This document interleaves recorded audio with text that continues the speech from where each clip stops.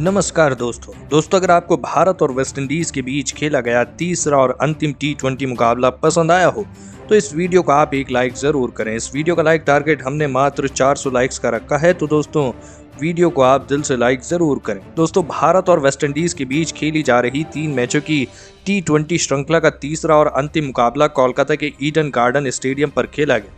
इस रोंगटे खड़े कर देने वाले मुकाबले में वेस्टइंडीज के कप्तान कायरन पोलार्ड ने टॉस जीता और पहले गेंदबाजी का फैसला लिया और भारतीय टीम को पहले बल्लेबाजी के लिए आमंत्रित किया।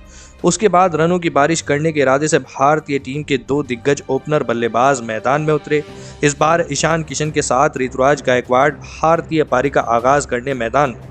इस नए ओपनिंग जोड़ी से भारतीय टीम को बड़ी उम्मीदें थी, लेकिन पारी के तीसरे ही ओवर में भारतीय टीम की उम्मीदों को एक गहरी चोट लग गई और पारी के तीसरे ओवर में जेसन होल्डर ने ऋतुराज गायकवाड़ को आउट कर दिया। आपको बता दें कि ऋतुराज गायकवाड़ 8 गेंदों में 4 रन बनाकर आउट हो गए। ऋतुराज गायकवाड़ का बड़ा विकेट गिरने के बाद भारतीय टीम की तरफ से श्रेयस अय्यर को बल्लेबाजी के लिए भेजा गया। श्रेयस अय्यर और ईशान किशन ने फिर एक महत्वपूर्ण समय पर एक बढ़िया साझेदारी भारतीय टीम के लिए बनाई। इन दोनों ने लगभग 53 रनों की साझेदारी दूसरे विकेट के लिए बनाई, लेकिन फिर इस बेहतरीन चल रही साझेदारी को पारी के 9वें ओवर में वेस्टइंडीज के गेंदबाजों ने तोड़ दिया और बेहतरीन बल्लेबाजी कर रहे श्रेयस अय्यर 16 गेंदों में 25 रन बनाकर होल्डर को अपना कैच थमा बैठे।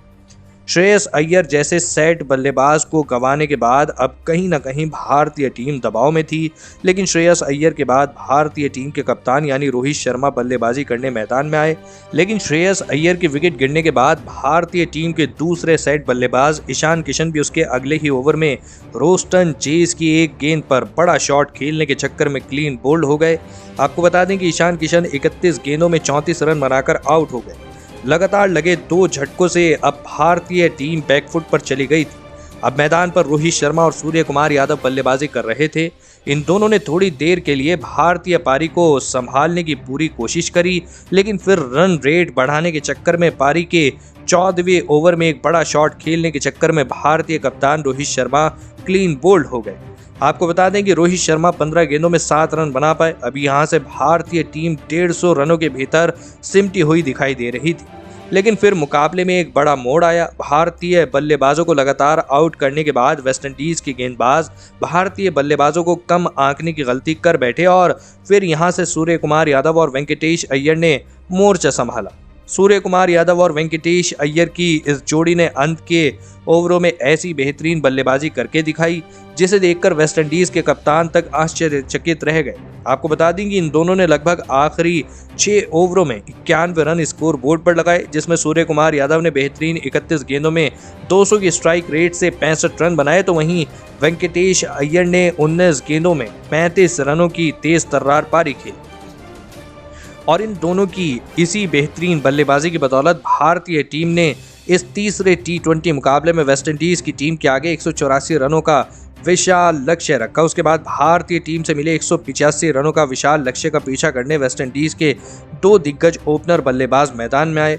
काइल मैयर्स और शे होप के कंधों पर वेस्टइंडीज की टीम को इस बड़े मुकाबले में एक बढ़िया ओपनिंग शुरुआत देने की जिम्मेदारी थी, लेकिन इस वेस्टइंडीज के उम्मीदों को पहले ही ओवर में एक बड़ा झटका लग गया। जी हां, पारी का पहला ओवर डालने आए दीपक चाहर ने शे होप को ईशान किशन के हाथों आउट कराया। जी हां, आपको बता दें कि होप 4 गेंदों में 8 रन बना पाए, तो वहीं दीपक चाहर यहीं पर नहीं रुके और उनके अगले ही ओवर में वेस्टइंडीज के दूसरे ओपनर बल्लेबाज काइल मैयर्स को भी दीपक चाहर ने ईशान किशन के हाथों कैच आउट करा दिया। 185 जैसे बड़े लक्ष्य का पीछा करते हुए वेस्टइंडीज की टीम ने पहले 3 ओवरों में ही अपने दोनों ओपनर बल्लेबाजों को खो दिया था। अब मैदान में निकोलस पूरन और रोमन पावेल की खतरनाक जोड़ी मैदान में आ चुकी थी। इन दोनों पर ही अब वेस्टइंडीज की पूरी जिम्मेदारी इस मुकाबले की टिकी हुई थी।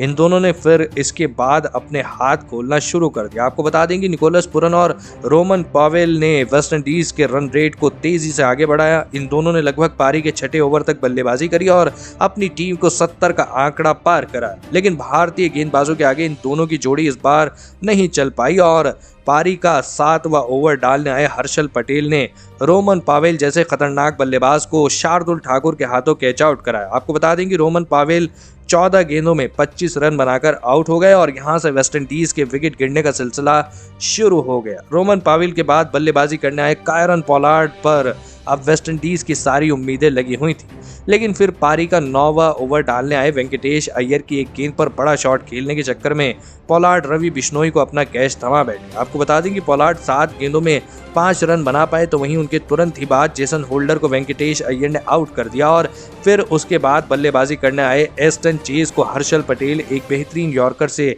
आउट कर गए। यहां पर लगभग भारतीय टीम जीत चुकी थी, लेकिन वेस्टइंडीज की टीम के आखिरी उम्मीद बने निकोलस पूरन अभी भी मैदान में टिके हुए थे और वह अपना काम बाखूबी निभा रहे थे। आपको बता दें कि वेस्टइंडीज की टीम को आखिरी 7 ओवरों में 77 रनों की आवश्यकता थी।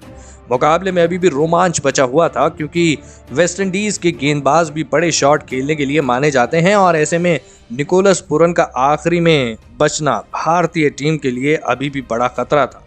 निकोलस पूरन को अंत में साथ मिला रोमारियो शेफर्ड का, जिन्होंने निकोलस पूरन के साथ मिलकर कुछ बड़े शॉट खेले, जिसके चलते अब वेस्टइंडीज की टीम को आखिरी 24 गेंदों में 51 रनों की आवश्यकता थी। मुकाबला बहुत ही ज्यादा रोमांचक बन चुका था। अब यहां से रोहित शर्मा की कप्तानी पर सबकी नजरें गड़ी हुई थी, लेकिन इसके बावजूद निकोलस पूरन और रोमारियो शेफर्ड की तेज तर्रार बल्लेबाजी ने मुकाबले को आखिरी 3 ओवरों तक खींच लिया। इसी बीच निकोलस पूरन ने अपना अर्धशतक भी पूरा कर लिया। अब वेस्टइंडीज की टीम को आखिरी 18 गेंदों में 37 रनों की आवश्यकता थी। इस तीसरे T20 मुकाबले में भारतीय टीम की जीत के बीच निकोलस पूरन एक बड़ी दीवार जैसे खड़े थे। जी हां, लेकिन पारी का 18वां ओवर डालने आए शार्दुल ठाकुर ने इस दीवार को तोड़ दिया और अपने इसी ओवर की पहली ही गेंद पर निकोलस पूरन को ईशान किशन के हाथों कैच आउट करा दिया और वेस्टइंडीज की जीत की सभी उम्मीदें टूट गईं।